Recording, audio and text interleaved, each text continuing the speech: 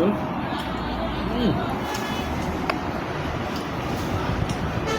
এ তুই ভদ্রভাবে খাইতেছিস হ্যাঁ ভিডিও ভালো না সবই কি অবস্থা সবার? নিশ্চয়ই টানাটানি দেখে বুঝে গেছেন যে এখানে খাওয়া দাওয়ার খুব আয়োজন চলতেছে।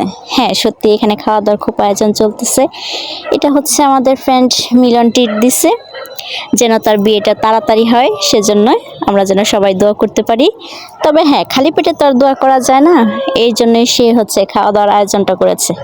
আর এই যে যারা দেখতেছেন পারভেজ বহুত খাদক, ওই যে আরেকজন এড হয়েছে মুন্না, সবাই খাওয়া দাওয়ায় ব্যস্ত। এই যে মানে খাওয়া বিনা ছাড়া কোনো কথা নাই, আমিও বাদ যাই নাই।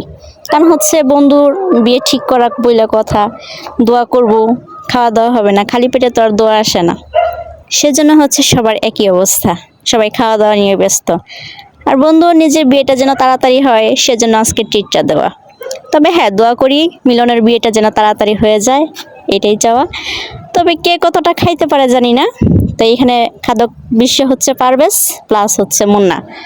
ওদের এখন টেনশন নেই বিয়ে নিয়ে, তবে হ্যাঁ এখন টেনশন হচ্ছে যে মিলনের বিয়েটা দেওয়ার জন্য।